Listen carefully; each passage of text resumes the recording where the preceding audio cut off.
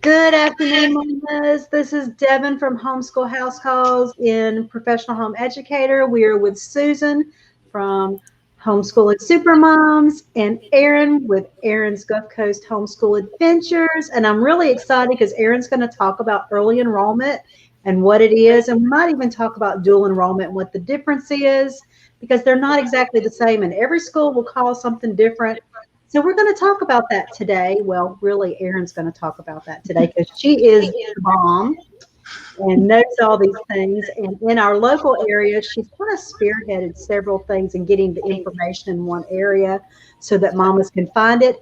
If you're not local, don't despair because she will give you tidbits that you can turn around and use in your area so that you have the key and kind of the information on how to find how this works. So, I mean, you could become Erin in your area because all the moms would love you. It is a very popular subject. Y'all always make me feel so good when I come on here. Y'all are good for a girl's ego. I just want to plan more of these so that I can come on and feel better myself on a bad day. We have some on the books that are not on the books yet. We have some in the works that are not on the books yet. Yes, I do enjoy talking about these things, mainly because I've spent so much time doing them. Like, I want to share the information. It makes all the time I spend doing the research and all the time I spend working on it and finding all the stuff worth it. If I can share it with somebody and somebody else doesn't have to kind of go through the headache of figuring it out, that makes my time been worth it. So that's always great. Okay, so when it comes to, we get a lot of questions about dual enrollment. So that's a big question is, I want my child to take dual enrollment classes. How do I do that? Where do I go? Who offers the best deal? Okay, that term is something you really need to be flexible with, especially in the South. I don't know how it is once you get kind of further up north. Things do kind of change. But this is something to keep in mind when you're talking to people. So I would call colleges. And I called every college and university we had in Mobile. I called about 6 more that expand out into our state, and I called 3 in Mississippi. I called and talked to administration in all the universities, colleges, community colleges. I've spoken to all of these people and all of the chat boxes on their websites. I've used it all. And I ran into the same things at a lot of the places. And that is when I would call and say, I have a homeschooler that I want to get dual enrollment information on. And they would go, yeah, we don't offer dual enrollment for homeschoolers. I was like, well, that's a little weird because I know kids that take classes here and they're still in high school. Yeah, we don't offer dual enrollment. And especially one that really got me was the University of Mobile, which is here in Mobile. The University of Mobile is a very pro homeschool group, university. And I knew people who had taken classes, so I knew that they offered this. And I got this person who was just adamant that they did not do dual enrollment. So this is kind of what kickstarted the whole search, was this one person just adamantly telling me that they did not, and I knew that they did. And so I hung up with them, and I called. This is a trick, y'all.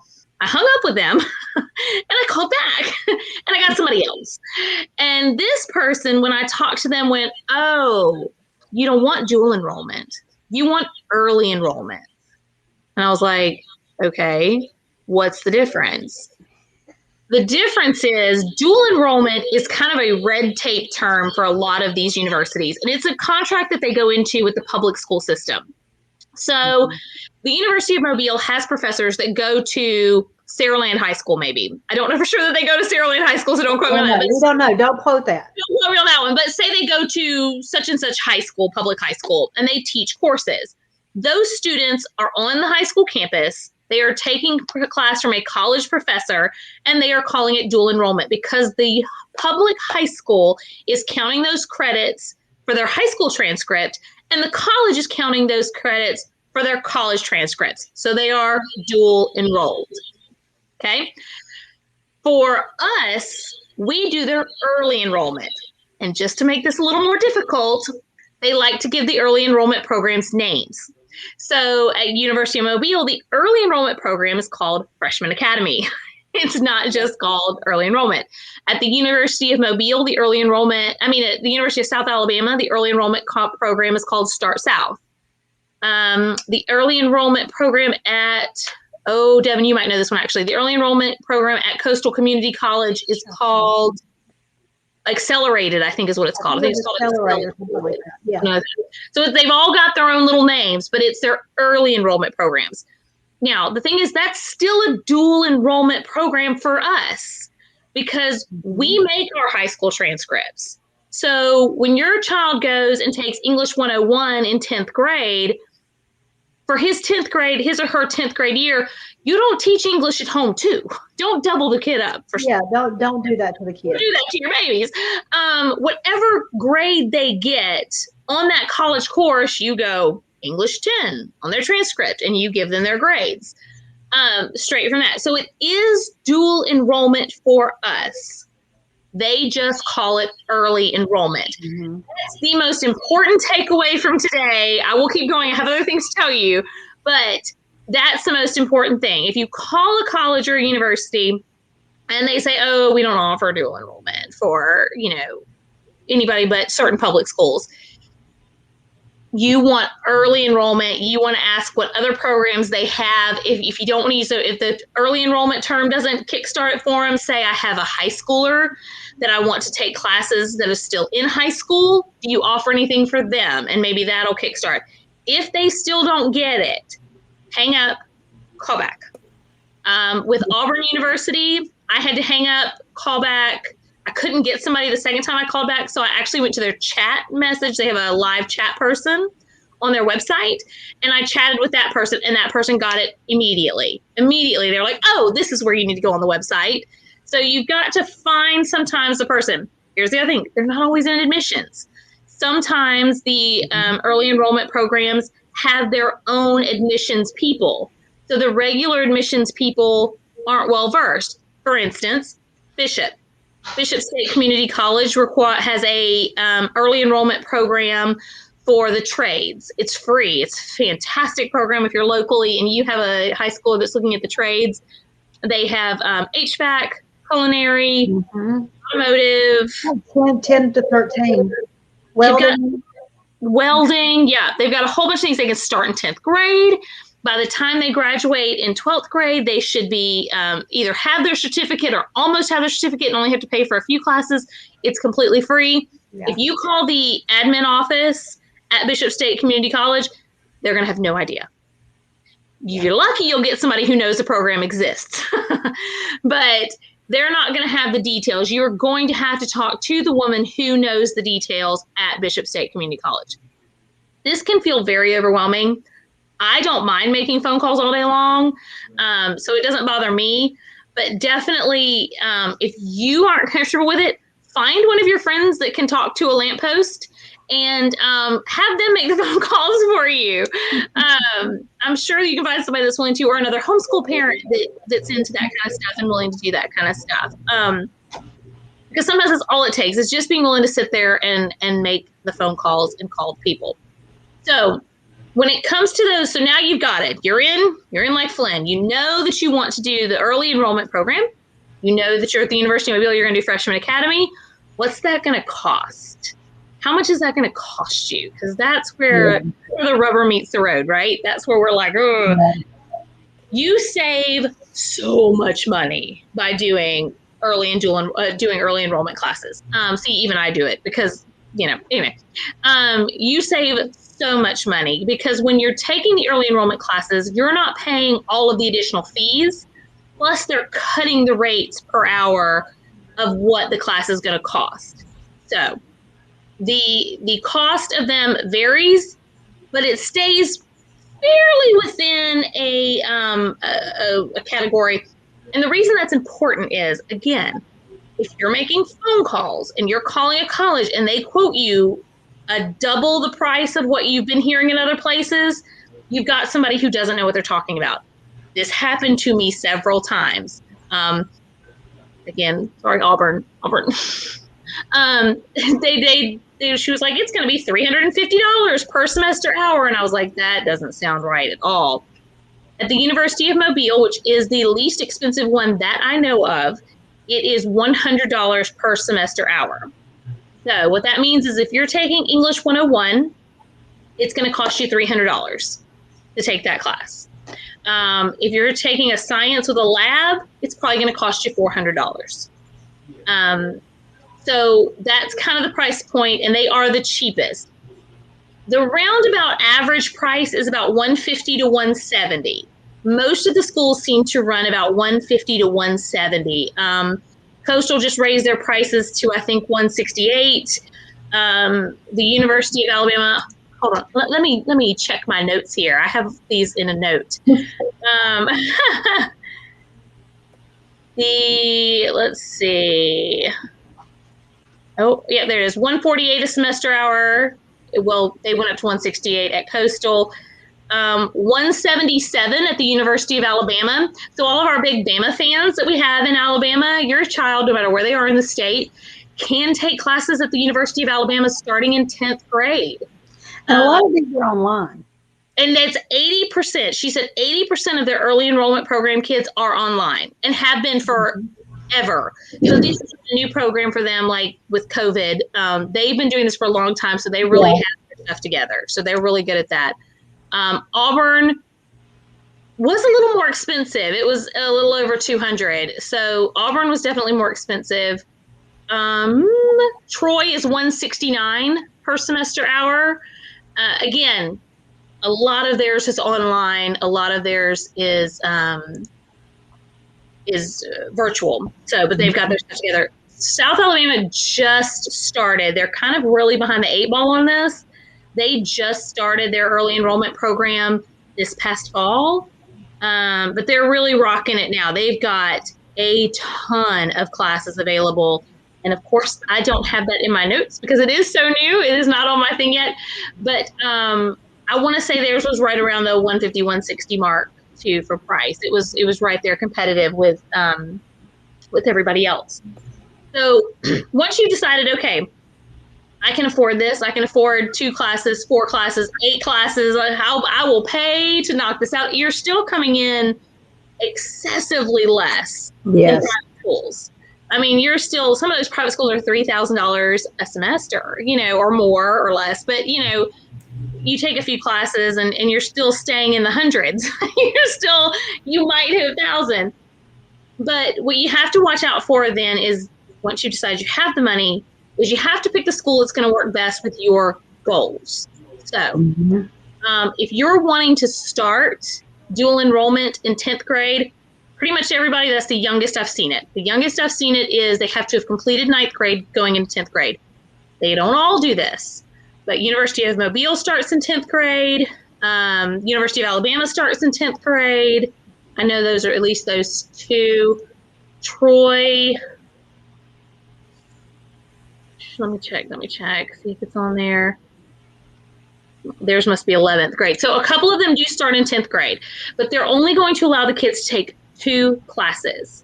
So we do have a couple kids who they know who've done some other programs with them who they've allowed to take 3 classes, but they're going to have to kind of know that you can handle it. So you might have to get 1 semester in. If you get a semester in and your kid is just rocking his 2 classes, her 2 classes, you can go talk to the administration about possibly adding a 3rd class.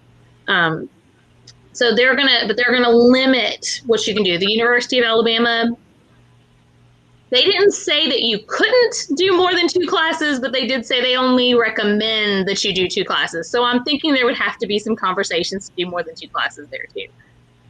Once you get to 11th grade, pretty much the whole field opens up. All of the colleges and universities are there at that point. Once you get there, you have to start looking in whether or not they require an ACT or an SAT. So in 10th grade, University of Alabama and University of Mobile do not require one. They're not going to require you to have taken an ACT or an SAT before you start. So that's something to keep in mind. Have we done this yet? Are we ready to do this? Have we got a high enough score on one yet?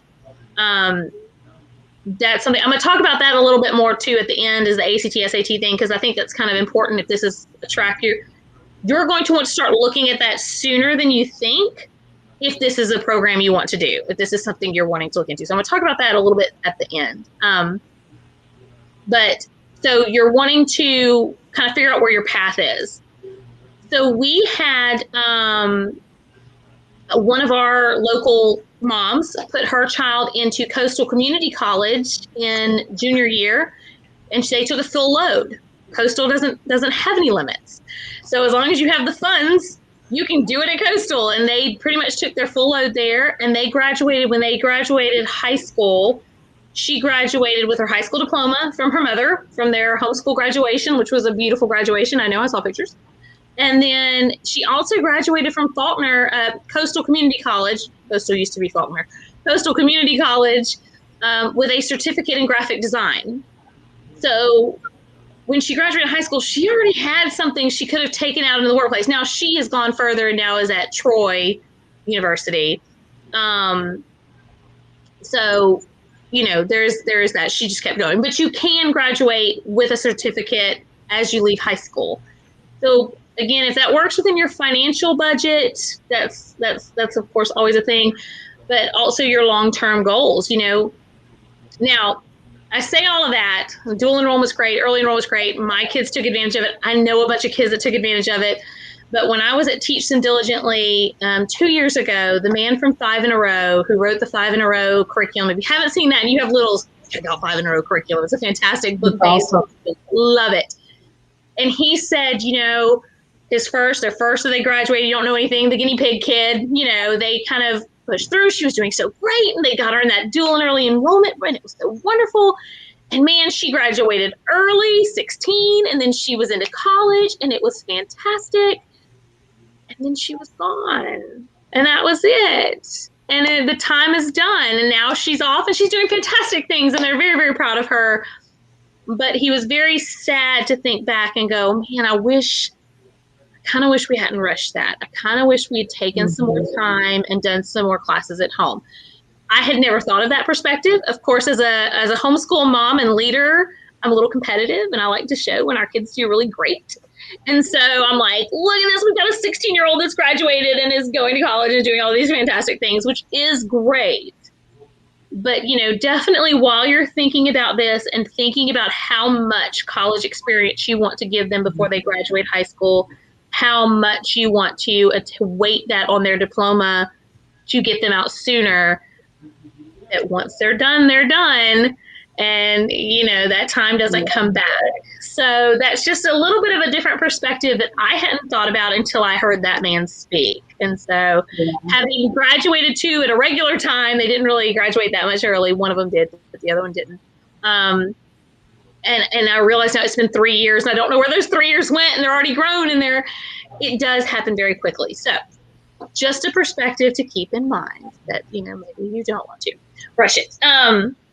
So all of that to say, you know, make a plan, sit down with your child, be realistic about what they can handle. They aren't going to cut them slack because they are in those classes. They are going to expect them to keep up. So if you have a child that really, really struggles in an area, that might not be the best one to throw them into a college class on. You know, definitely try and play to their strengths and what you think they can handle. You know, you can count all of these on your diplomas. So it is dual enrollment, even though they call it early enrollment. Shop around. I know for a fact that there are colleges out there who are claiming the lowest rates, and they aren't. They have banners that they're the lowest rate in their brain and imagination. Yes, they brag a little at some of these events on their banners, and I'm like, you're not the cheapest. So, you know, definitely pay attention to that. If they quote you something like $400 a semester hour, that's a regular semester hour price, and that goes to show you how much you're saving. You know, the University of Alabama, I do have that one on here. The University of Alabama is $355, or it was when I wrote the thing. It was $355 per semester hour, regular semester hours. It's $177 a semester hour for early enrollment. So it is a big savings. It can really knock some money off of your long-term college debt or, you know, expenses. And the $355 per semester hour comes with the room fees and the campus fees and the parking fees and the this fees and the that fees. The early enrollment programs don't come with all those fees. So, you know, you're getting break after break after break. So there is that. Jennifer Claire said, we've experienced what the limits were. More about money. We got the dual enrollment discount for 2 classes, but we're allowed to pay more for additional classes. So, and that depends. And you're really going to find that's going to vary depending on college or university. You know, if you're willing to pay, sometimes they're willing to take it. They don't care. You know, if you think your child can get it, you know, they'll definitely let you. I have heard that in some areas, colleges make deals with local co-ops and cover schools, and sometimes people think you have to go through these cover schools to be able to do the dual and early enrollment. Call the college and check. You know, I've heard varying views. I know what goes on down here. I know what goes on at the colleges I've talked to, and that's not the case. Sometimes it's nice to... With my umbrella school, I have an agreement with the University of Alabama, but I don't know that you actually have to have one. I had a student that wanted to go, and the mother said I needed to sign something. I made a contract. I don't know that you actually have to have that to go, but I'm listed on their list of approved schools. So I'm like, and that's nice. And sometimes that's just a matter of who you get. You know, if you get somebody who, and then so if your church school does it, then that's, you know, an added bonus that just makes things easier. So, you know, but definitely call and check. And again, if something sounds wonky, hang up and call back. Most of them have so many admissions people, you're going to get somebody different. So, I did want you, before I wrap this up, and I haven't been going too long, I don't think. If you have any questions, go ahead and put them in the comments. I'm watching them so I can catch them and try and answer as we go. But I wanted to talk to you a little bit about the ACT and the SAT, when to start prepping and when to start doing. So if you're looking at a 10th grade early or dual enrollment, you're going to want to start looking at doing this in 8th grade. You're going to want to start looking at studying and getting prepped in 8th grade so that you can take the test in 9th grade. And then, like I said, most of the 10th grades don't require an ACT, but you don't want the first ACT you take or SAT you take to be in 10th grade and you're crossing your fingers and hoping it's high enough for 11th grade. Yeah. So you start taking it in 9th grade, you know, then you kind of have some wiggle room to figure it out. So if you're in Alabama, the library system has a fantastic study program. It's free. You just use your Alabama card, and it's called, let me see if I have it written down here. I think I do. Alabama Library has free resource, early in college, Learning Express, college admissions test preparation. And they have prep for ACT, SAT, and AP tests. And it says, and more. So they probably have a few more, but definitely the big hitters they have. They have flashcards, they have spelling lists, they have math prep, they have all this stuff. And then the best thing that they have is they have free tests that you can take. And these tests, they do have 4 different ones for each subject. And then they have 4 different, the complete tests. It times your child taking the test just like they would take it if they were sitting there. And at the end, it pops out a score. This is what they would have gotten if they took this right now. And I know we had some kids when my girls were going through this, and every time they took a practice test, their scores went up just a little bit more. Their scores went up just a little bit more. It becomes less scary. It becomes more something you're prepared for. You start to understand what's going to be expected of you and what time frame, and okay, I need to do this a little better. This is also going to explain things for you with tips and tricks, like for the ACT, you should answer every question. Every question. Definitely. You don't get anything marked wrong. Nothing gets marked wrong. So if you get to the end and you have 5 left and the time's about to run out, you've got like 30 seconds, just fill in bubbles because it's not going to count against you and you might luck up and get one of them right. So that's something I didn't know when we started this process. I think the SAT, that's different, but I'm not 100% sure because we don't really do SATs down here. I'm sorry, I have something in my eye. I swear I'm not crazy. You have an article, don't you, written up with all the information? Yes, I'm going to give that article, the link to that, to Devin, and she'll put it in the description of this video so that you can find it. So that's in there. Another thing that's important is, and since this is national, I'll tell you to check your state. If you're in Alabama, unfortunately, we don't qualify for this, but some of the states do have free ACT codes to give their kids, just cause. I know our public school kids, they get free ACTs. We have talked to the programs about getting this program for our homeschoolers. Unfortunately, it looks like it may not happen because it looks like it's done through a grant with the public school system, and that's why only the public school kids have access to those free codes in 11th grade. I'm not done fighting for that because I still think we should have access to that. Yes. So we'll see. But some states, they do have that available for you. Now, what is available in all states, as far as free ACTs go, is income-based. So again, in that article, I have a link to the information that you need, to the chart that says if you make this much money and you have this many people in your family, yes, you do qualify for a free, to take the ACT for free.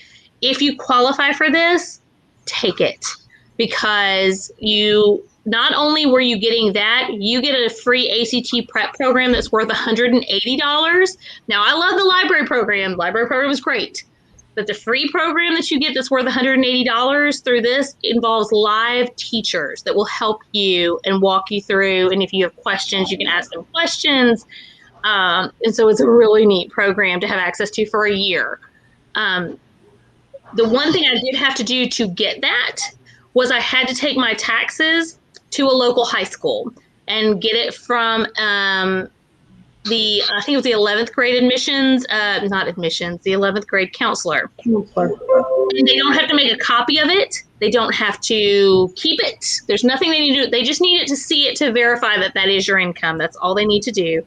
And then she gave me my envelope with my code in it, and I was able to take it home and use it right after. So if you fall under a certain income bracket, you do qualify for a free ACT, which is, that's a cost, and I had 2 kids doing it at one time. So that was compounded. So I definitely advise you to take advantage of that.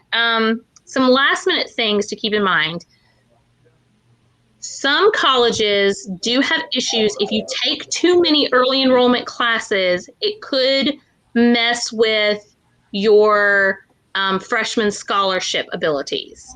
So if you have colleges in mind that you want to go to, if you're taking 2 classes a semester, I'm pretty sure you're safe. You're good to go. But if you start to look at that idea of, man, I really like the idea of taking on a full load, it can really start. And the reason it messes with your college, with your freshman scholarships is, and I'm pretty sure the girl that got the, her mama might come on here. She's friends with me, so she might come on here and tell me otherwise. But I'm almost certain she went into Troy as a sophomore. Like, she'd already taken so many classes. She didn't even have a freshman year. She was already a sophomore when she went into Troy. And so, I mean, they can't give you freshman scholarships if you're a sophomore, I don't think. So, and Troy may have been different, and she may have been able to get scholarships. I'm not that good, y'all. I haven't gone and gotten all of that information. So definitely look at the colleges, and that's really personal, because if your child's going to early enrollment at the University of Mobile, that doesn't mean they're going to college there. They might be going to college at Coastal Community College. So you want to call your child's wish list and say, hey, look, if I want my child to go here and I want access to these freshman scholarships, what do we need to keep our early enrollment hours under? And so you kind of have your idea. Again, this is all in your planning for this. And this seems like a lot, but it can be really great to have all this information. It can save you a ton of money. And it can really start your child off right and in a good place financially, your whole family financially, if you're helping pay for college, when it's time to graduate. It really can. I missed which colleges did with the best online options. Yes, and that's things got a little crazy this year, right? With COVID, everybody had online options this year, but I don't think all of them are sticking. I know the University of Mobile. I don't remember them being real big on the online option.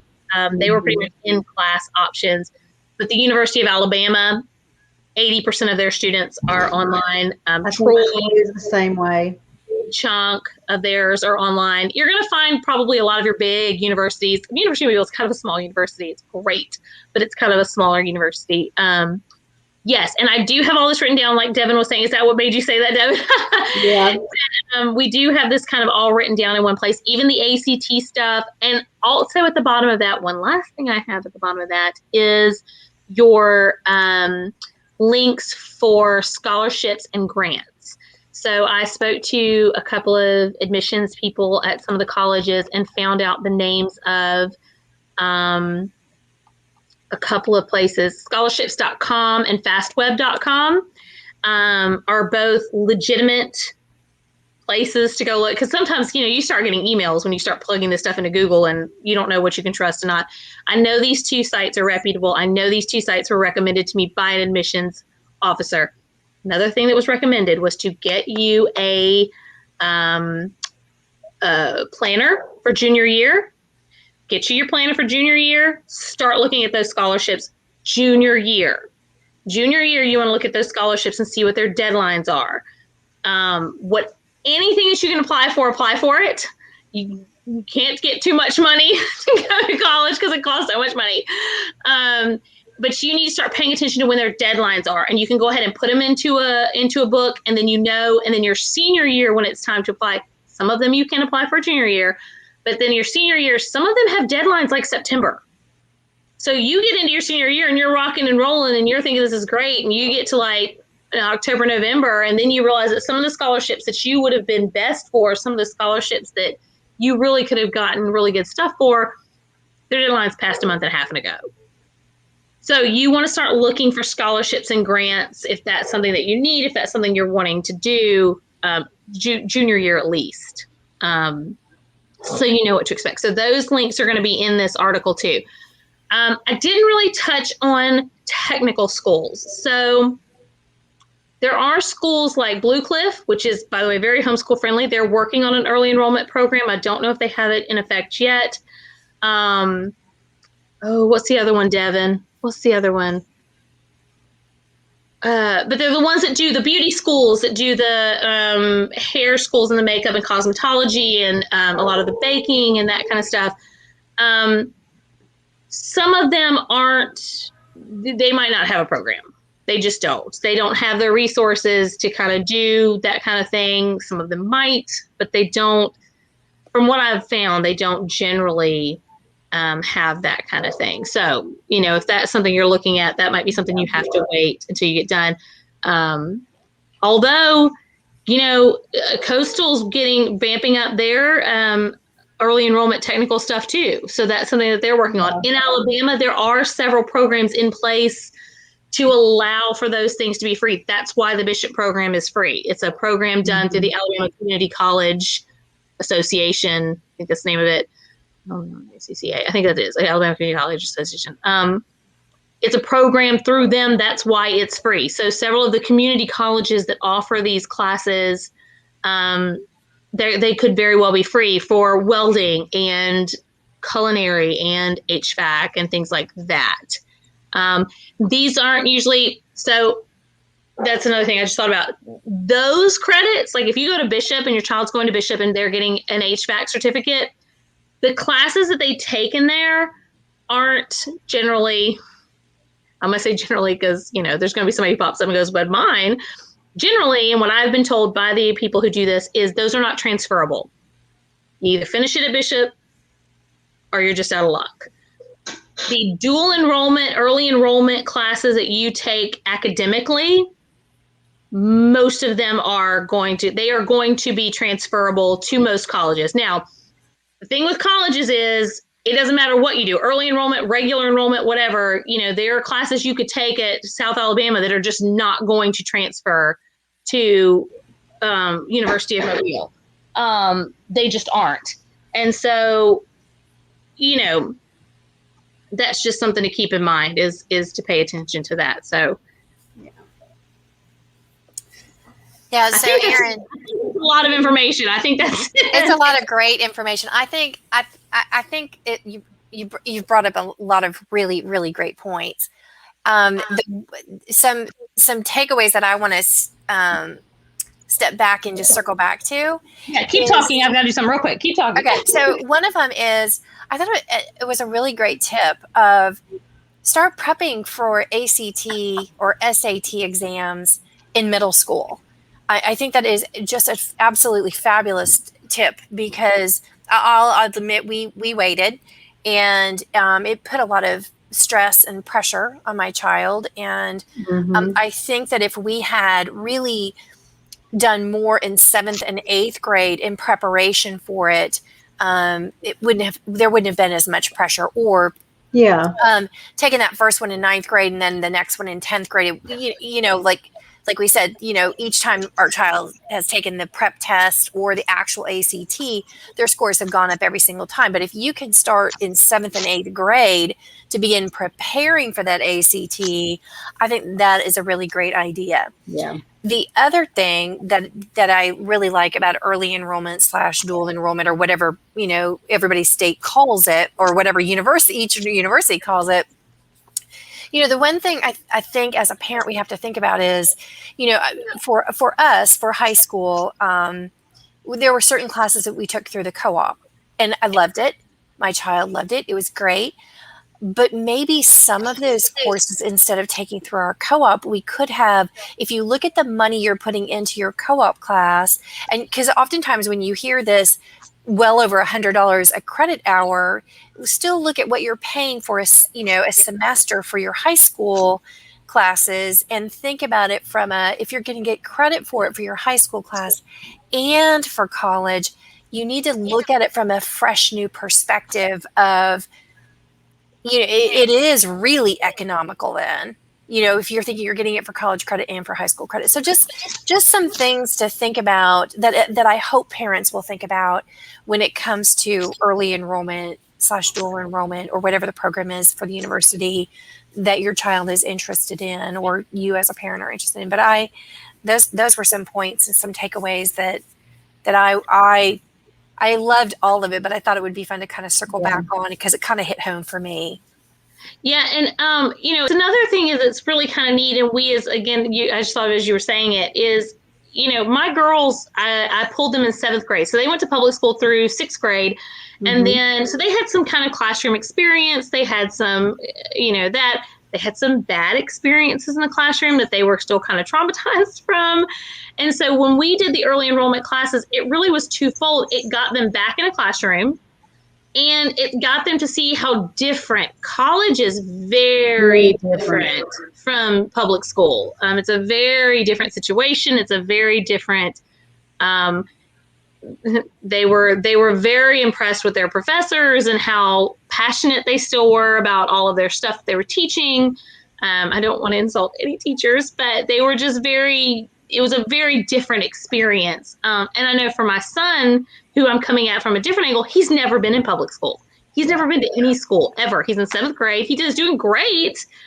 But, the thought of putting him in an early enrollment class is great to me, because, okay, that's going to get him in a classroom setting with the people, and another teacher teaching him before he's graduating high school and going to college. And I'm like, good luck. Hope you do okay. My Juliana just took the ACT, and it was the first standardized test she's ever had. That's causes some anxiety, and I wish I had done it different. And you don't think about it when you're in the mix of raising all the babies and homeschooling all the babies. You don't think that far ahead. So I wish I had done that. I thought of that, but I still haven't done it. And every year I'm like, I don't want the ACT to be his first standardized test. I'm going to give him another one. Have I done it yet? No. Well, but I also think it's really great hearing from experienced homeschool moms going, hey, this is what I wish I would have thought about, or what I wish I would have done. And so hopefully that alone is some great takeaways for parents as well. Another thing that I found really interesting is, my daughter's a freshman in college this year, and it was interesting to me. She has a homeschooler in her class, and I don't know how the conversation came up between Caitlin and this child, but she was a homeschooler. It was her first experience in early enrollment, and she was feeling a little stressed, And so, what happened is Caitlin and this young lady have coffee on a regular basis, and she helps keep her on track with it. So if if you have a child that it's their first time in early enrollment, definitely network with the other kids in the classes. And if you can find another homeschooler that might be just a few steps ahead of you in schooling, tap into them and say, hey, I need help. Help keep balanced. And they text each other and all kinds of things. So there's an idea also if you've got a young child that's going into early enrollment or dual enrollment. I feel like we need that meme that has the elf guy on it where he goes, "Do you homeschool? Did I just make a best friend?" Because that's kind of how it is when you get in there. You're like, "You homeschool too? Oh my gosh, are we best friends now?" Yes. They find each other and they're like, "Wow, yes, you." And they gravitate together. I've seen that happen a lot up at. I've done a lot of work with the University of Mobile. We started a co-op, and that's another thing. If you're a leader and you're a starter of things, I cold called every single university and college in our area, asking if one of them would be willing to do a workshop program for homeschoolers. And it was just going to be 3 hours, cost about $25, any topic. I didn't care. And we got a bunch of those done. And then they worked that up into a co-op. And so now the University of Mobile actually has a co-op. So middle schoolers and high schoolers. So we're bringing them in, getting them used to younger. The middle schoolers and high schoolers are taking very short, once a week classes on campus with professors. And it's been a great program for these kids to really get their foot in the door, see what it's like, see the difference, and it's just like a co-op experience, but on campus. And the best part about that is you don't have to do anything. You drop them off, they teach, you don't have to clean up, you don't have to teach a class, you don't have to do anything. So that's kind of nice about it too. Somebody, I'm so sorry, I can't see who exactly it is because of the way the StreamYard thing works, but somebody said, my child is anxious about attending college, but I told her that the students not only want to be there, they're paying thousands of dollars to be there. Yes. And that's a big part of it is, you've got kids who you're going to have maybe a dud or two, but most kids really want to be there. And so they're really trying, and they know how much money is being invested in what they're doing. So they're going to pay more attention, and you don't have the distractions. You don't have the disruptions. You don't have all that kind of going on. So absolutely. Yeah. It's a completely different world. And I didn't say that. My kids came to me one day after classes and were like, this is so crazy. It's so different. It's not anything like, and I was like, oh, well, okay, good. Yeah, because goofing off costs money. It could cost in a grade. It can cost, so definitely the kids are far more serious. My cat's starting to talk again, Susan. Susan likes it when my cat starts talking. I was like, for a second there, I thought it was my cat. For a second, no, it's Domino. He's a star in the making, and he wants to come join in on all of our conversations. So I'm sorry. You can tell us all about early enrollment. Yes. Well, yes. I'm glad I could help. I'm glad. I hope, like I said, if you have any questions, like I said before, what's neat was after the last one of these I did, somebody sent a message to my Erin's Gulf Coast Homeschool Adventures page. That's absolutely fine that you can reach me there. I'm sure Devin usually tags me in these when I'm done. If you have questions, you can tag me or message me. That's fine too. I'm always happy to answer questions. Yeah, and on that note, the workshops that Erin does for us, they're wonderful.